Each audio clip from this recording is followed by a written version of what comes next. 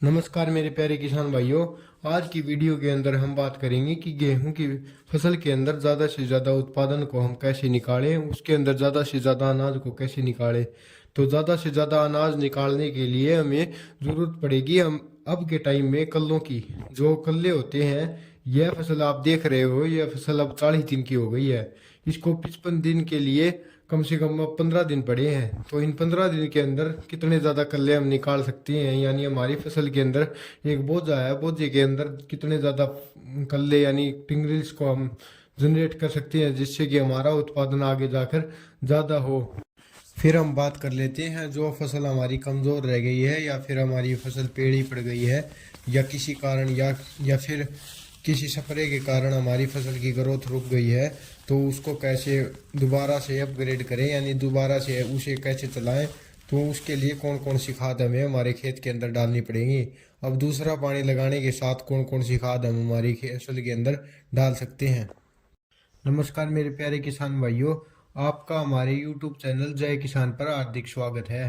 तो हम बात कर रहे थे कि हमें गेहूं के अंदर पानी कब देना चाहिए, यानी दूसरा पानी हमें गेहूं के अंदर कब देना चाहिए, और कौन सी खाद हमें दूसरे पानी के अंदर डालनी चाहिए, ताकि हमारी फसल बहुत ज़्यादा ग्रो कर सके और अच्छा उत्पादन निकल सके।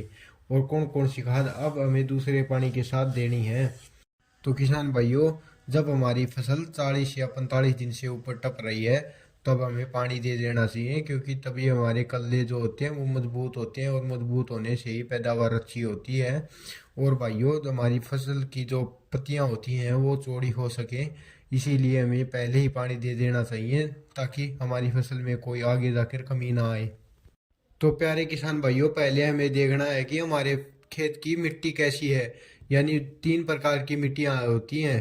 पहली जो चिकनी मिट्टी होती है, जो बहुत ज़्यादा उपजाऊ मिट्टी होती है, उसके अंदर सारे न्यूट्रिएंट्स, सारी जो पोषक तत्व पाए जाते हैं, तो उसे ज़्यादा खाद की जरूरत नहीं पड़ती। फिर दूसरी मिट्टी आती है रेतीली मिट्टी, जो हमारी भूरी मिट्टी होती है, यानी जो ज़्यादा उपजाऊ नहीं होती, जो उसके अंदर ज़्यादा पोषक तत्व नहीं पाए जाते। तो उस मिट्टी के लिए हमें ज़्यादा से ज़्यादा बाहर से खाद का उपयोग करना पड़ता है, क्योंकि उसके अंदर जितना भी खाद डालेंगे उतना ही निकलेगा, क्योंकि उसके अंदर कोई भी प्रोटीन नहीं होता। अब हम बात करते हैं तीसरे प्रकार की कलराठी मिट्टी की, जो ज़्यादा सख्त होती है, क्योंकि उसके अंदर खारा पानी होता है। और ज़्यादा से ज़्यादा उसको नरम करने के लिए हमें कौन सी खाद डालनी चाहिए ज़्यादा से ज़्यादा उत्पादन निकालने के लिए। तो पहले हम बात कर लेते हैं चिकनी मिट्टी की, जिसके अंदर ज़्यादा पोषक तत्व पाए जाते हैं। तो उसके अंदर हमें पहले सिंचाई के साथ यूरिया का प्रयोग करना है, उसके साथ हम सल्फर का प्रयोग कर सकते हैं।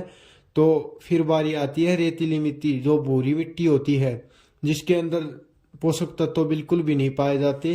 तो उसके अंदर कौन कौन से पोषक तत्व डालने पड़ते हैं हमें।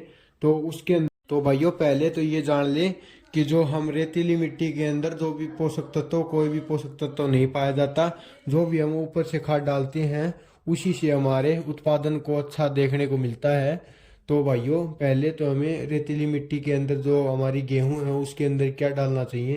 तो पहले तो हमें यूरिया और उसके साथ 15 केजी पर एकड़ के हिसाब से हम पोटास का उपयोग कर सकते हैं, और उसके साथ ही हमें बोरोन जो 20% वाली आती है उसका भी हम प्रयोग कर सकते हैं। फिर बारी आती है जो हमारी वो खारे पानी की मिट्टी होती है, तो उसके अंदर हम सिंचाई के साथ यूरिया का तो प्रयोग करना ही है मेरे भाई। तो यूरिया के साथ हम सल्फर का प्रयोग करेंगे, जिससे कि वो मिट्टी थोड़ी ही मतलब कठोर से थोड़ी ही मुलायम हो जाए, और हमारे जो पोषक तत्व हो अच्छी तरह से काम कर सकें। और फिर उसके साथ हमें होमविल का जो पाउडर आता है वो भी मिला लेना है, जिससे कि जो पहले वाले जो हमने डाले थे, जो पोषक तत्व डाले थे, जैसे कि हमने पहले पोटास डाली थी और फिर कुछ डाला था, वो हमारी जो पाचन कर सके, इसका पाचन जो थोड़ा ढीला होता है, इसीलिए उसे और बिल्कुल भी हमें डालना चाहिए साथ ही में। तो प्यारे किसान भाइयों, आपको अगर हमारी वीडियो अच्छी लगी तो प्लीज़ लाइक करें, हमारे चैनल को सब्सक्राइब करें, और बहुत ज़्यादा किसान भाइयों तक शेयर करें, ताकि यह वीडियो हर एक किसान भाई तक पहुंच सके।